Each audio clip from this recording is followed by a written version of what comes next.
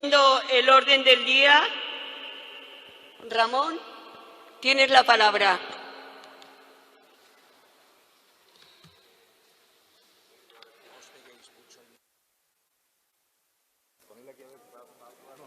Con el micrófono yo creo que sí que se oye. Vale. Bueno, en primer lugar, buenos días. Es desde luego algo muy alegre podernos ver las caras después de estos tiempos tan difíciles que hemos tenido. Venimos de una cuarta asamblea que se desarrolló en un momento terrible, en plena epidemia, por una parte, nos tenían encerrados en nuestras casas y con unos gobiernos que en toda Europa estaban intentando avanzar en la privatización de las pensiones. Era muy difícil defenderse en esas condiciones. Lo intentamos, a pesar de los pesares, nos organizamos de forma telemática contra aquellos que decían que no teníamos derecho porque en los estatutos no estaba, que no nos podíamos ver telemáticamente, que tenía que ser presencial. Hicimos frente a todas estas dificultades con la ayuda de nuestros nietos, de nuestros hijos. Conseguimos hacer cursillos rápidos de conexión telemática y conseguimos organizarnos y plantar cara a los intentos de destruir el sistema público de pensiones que se agudizaron en ese momento. Yo voy a presentaros un informe, que es un informe colectivo de los portavoces, de Ciriaco, de Conchi, de yo mismo, pero que sobre todo es el reflejo del trabajo colectivo de todo el mundo, porque lo que hemos conseguido es producto del esfuerzo y del trabajo de los que estamos aquí y de muchas personas que no están aquí, pero que en sus localidades, en sus territorios, han hecho posible que pudiéramos revertir esa situación tan difícil que teníamos. No destruyeron COESPE, al contrario, nos hemos reforzado, hemos conseguido mantener un discurso frente a los medios de comunicación, frente al poder, de que las pensiones eran sostenibles, de que nuestro sistema público no necesitaba más reformas, sino al contrario, lo que necesitaba era fortalecerse, recuperar las cotizaciones que se rebajaron a las empresas, recuperar la jubilación a los 65 años. Y necesitábamos avanzar hacia acabar con la brecha de género, recuperar las pensiones que están por debajo de lo que marca la Carta Social Europea, por debajo de los 1.080 euros, y que ello era posible si nos movilizábamos y si nos organizábamos. Evitamos la descomposición del movimiento, seguimos organizando a la gente. A pesar de estas dificultades, pusimos en marcha una serie de comisiones que no me quiero alargar porque está en el informe y está en los propios informes de las comisiones que han trabajado enormemente desde la Comisión de la Mujer por el tema de la brecha de género frente a una ley tramposa que hizo el Gobierno que cerraba la brecha de género solo un 3% del 30% e intentaba decir que ya habían cumplido. No. Se ha estado trabajando en esta cuestión. Se ha estado trabajando desde la Comisión Internacional para no quedarnos solos. Y hoy tenemos aquí comunicados de Argentina, de Chile, de Marruecos, de la Federación Sindical Mundial. Tenemos un trabajo conjunto realizado con los chalecos amarillos de Francia, con diversos movimientos sociales de todo el mundo que muestran que el movimiento de los pensionistas no está solo frente a ese poder. Hemos tenido un trabajo también enorme por parte de la Comisión de Legal de decodificar, desmontar los argumentos tramposos que se lanzaban desde el poder. El último, el del IPC medio, como sustitutivo del IPC real que reivindicamos. Pero también en tantas y tantas otras cosas hemos tenido una comisión de legal que nos ha dado argumentos, que ha desmontado las trampas que habían en las leyes y nos ha permitido generar un argumentario para llegar a la gente, poder convencer de la justeza de nuestras reivindicaciones. Hemos tenido una comisión de comunicación que ha conseguido ir generando una visualización de nuestra lucha, de nuestra permanente movilización, que aunque los medios de comunicación lo hayan silenciado, cada vez más gente en este país sabe que los pensionistas llevan años saliendo cada lunes a las plazas para defender sus derechos y que eso es un ejemplo de cómo se defienden los derechos. Por otra parte, hemos conectado con otros movimientos sociales en la defensa de las residencias públicas, en defensa de la sanidad pública, de la educación. Hemos intentado acercarnos a los trabajadores y solidarizarnos en su lucha por la derogación de la reforma laboral. Sabemos sobradamente que no va a haber pensiones dignas si no hay condiciones de trabajo dignas. Nos hemos puesto al lado de los trabajadores cuando estos han luchado, lo hemos hecho en Cádiz, aunque luego también haya venido la ley Mordaza y nos hayan venido a detener gente. La gente de nuestro movimiento ha estado presente en las luchas ejemplares de los trabajadores de Cádiz y estamos presentes en muchísimas movilizaciones de los colectivos de trabajadores, de los trabajadores y trabajadoras en este momento.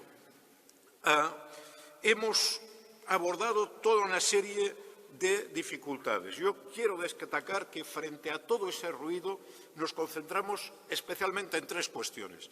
En primer lugar, denunciar el IPC medio. No es fácil porque ellos intentaron arrancarnos el discurso, nuestras palabras, nuestro argumentario. Nosotros decíamos IPC es IPC. ¿Y qué han hecho? Decir, no, si ya les hemos subido el IPC, pero el IPC medio, pequeño detalle. Estos días habréis visto a Escrivá prodigarse en los medios de comunicación explicando que él ha subido el IPC, lo que se habían comprometido. Son tramposos. Pero para desmontar estas trampas está nuestra movilización. Y cada vez más gente entiende que se están haciendo trampas. Y es verdad, todavía muchos pensionistas y muchos trabajadores no acaban de entender esto. Cuando sale Escrivá se lo creen. Pero mirad, tenemos detrás nuestro que el viento sopla a favor. Porque quien va a mostrarles a los trabajadores y a los pensionistas que el IPC medio o el IPC subyacente que quieren aplicar a los trabajadores no es el IPC, va a ser la factura que le llega a la gente cada mes. Va a ser cuando tengan que pagar la electricidad, cuando tengan que comprar los alimentos o cuando tengan que verse de cara con una inflación que va a sobrepasar el 10%. Cuando esto ocurra, cuando la gente no llegue a fin de mes, entenderá, decodificará que los pensionistas tienen razón cuando dicen que a la gente no se le recupera el coste de la vida. Y esa gente que hoy quizás todavía está en el sofá y quizás todavía está pasiva, va a entender que es necesario hacer lo que estamos planteando, luchar por defender el derecho a una vida digna. Hemos defendido que no hubiera pensiones por debajo del umbral de pobreza, exigiendo que se cumpliera la Carta, lo que establece la Carta Social Europea, de que no pueden haber ingresos por debajo de los 1.080 euros. Lo seguimos explicando, intentan distorsionar. Nos llamaron de todo cuando planteamos esto por primera vez. Luego han subido el salario mínimo. Bien, está correcta esta cuestión, pero no solo queremos esto. Primero, queremos que eso se revalorice con lo que suba el IPC, con lo que suba la inflación, que va a subir mucho. Y segundo, queremos que ahí, además del salario mínimo, estén las pensiones mínimas.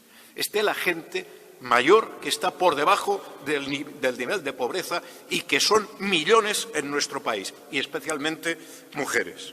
Y hemos defendido el carácter público del sistema de pensiones, porque el problema que hay en nuestro país, en Europa y en el mundo, es que frente a la crisis financiera del 2008, frente a la crisis que se está produciendo en este momento de la propia solvencia del sistema financiero, se pretende enjuagar, resolver esas crisis bancarias echando mano de las finanzas de los sistemas públicos de pensión.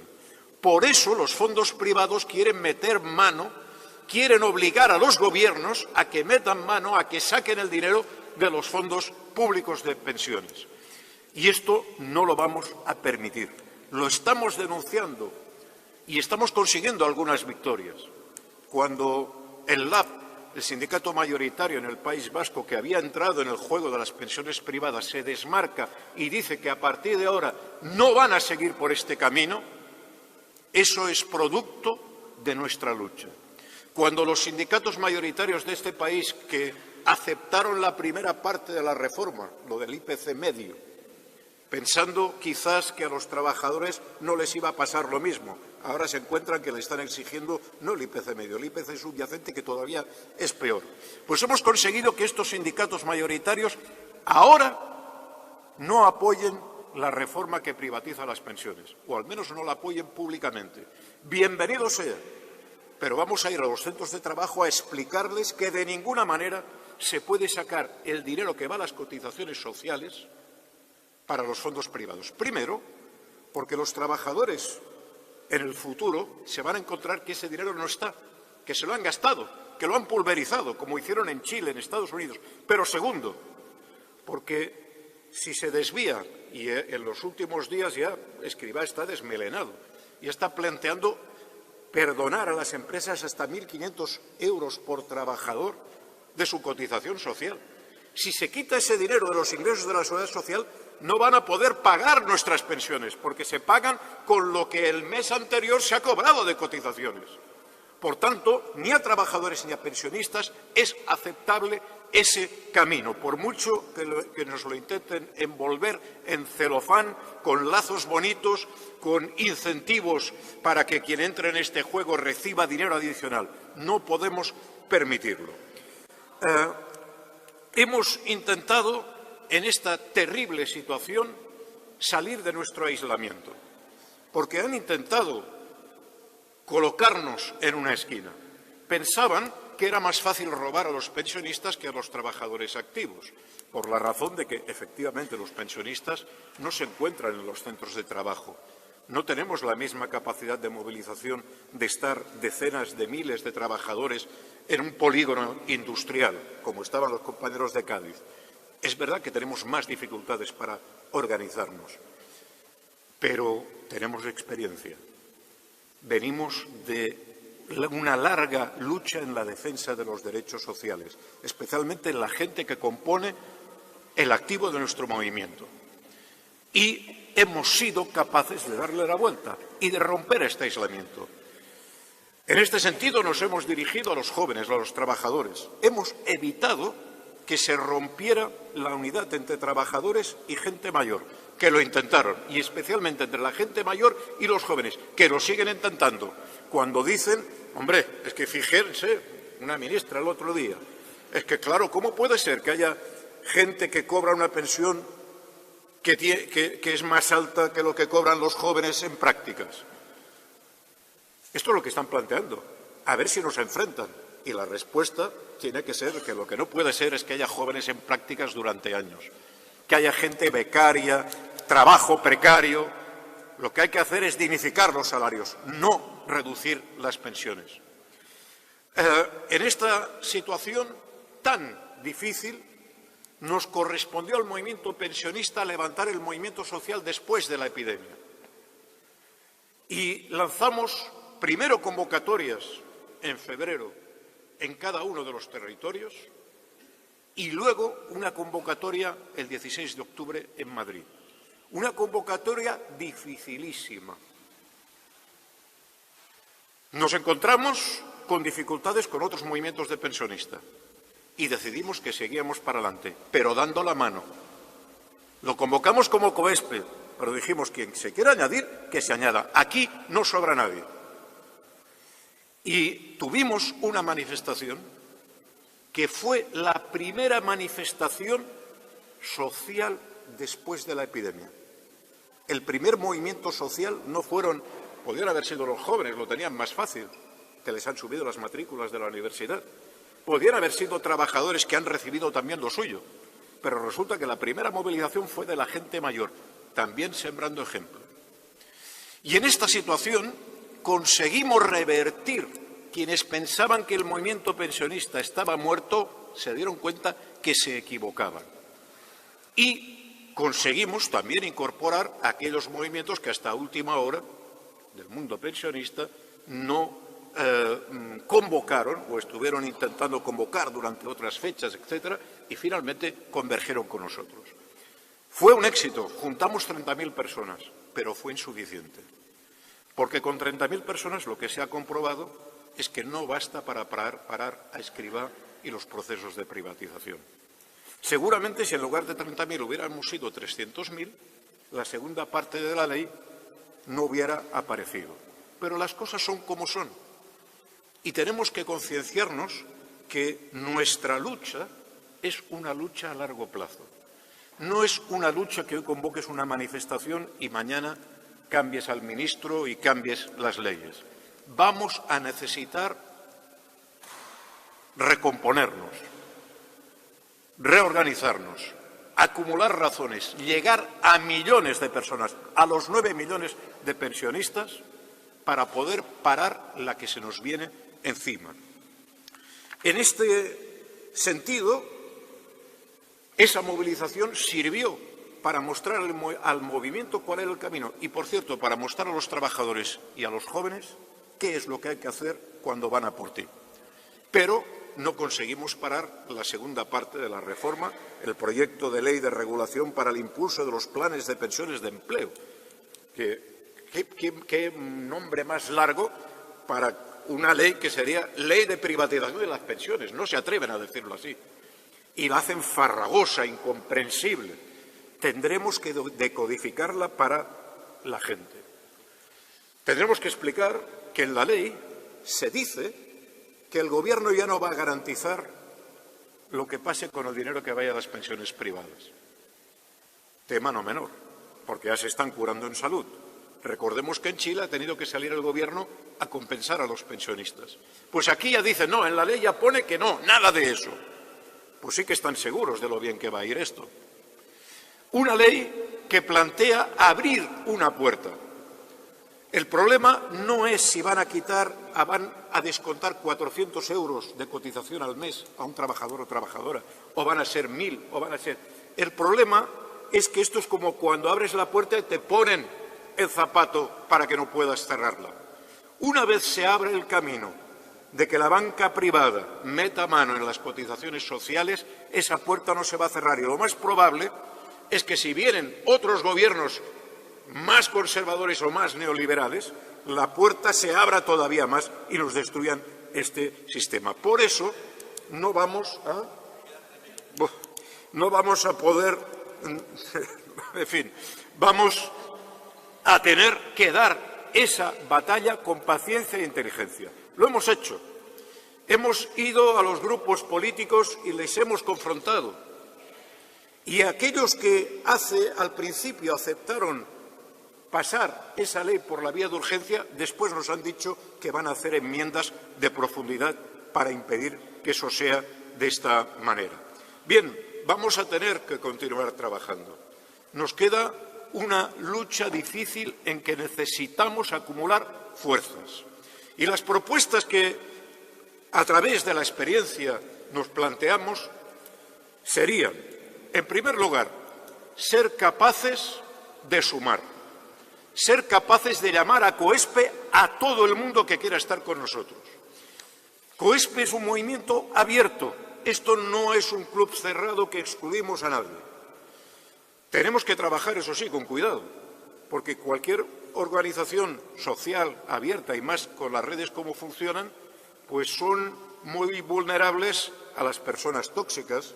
Además, como estamos nerviosos y con problemas muchas veces que se manifiestan hasta en el plano psicológico, pues la convivencia a veces es difícil.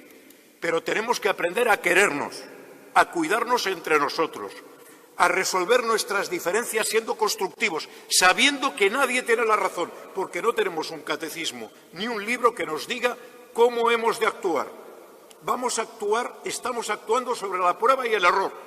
Cuando hacemos una cosa y funciona bien, para adelante, la repetimos. Y si funciona mal, no hay que culpar a nadie de nosotros, porque cualquiera puede equivocarse. Pero simplemente hay que analizar, esto no funciona, esto no arrastra a la gente, cambiemos de metodología.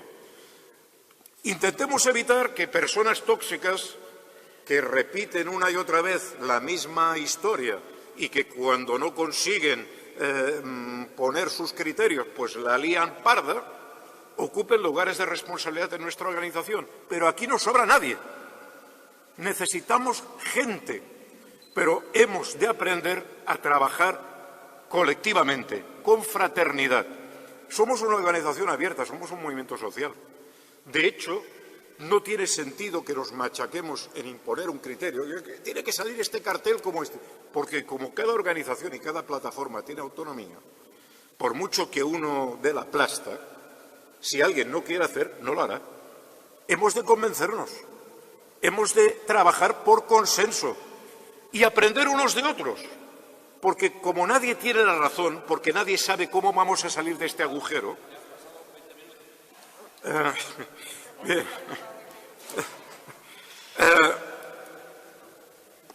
hemos de intentar trabajar constructivamente sobre lo que vayamos aprendiendo colectivamente, positivamente, entre todos nosotros.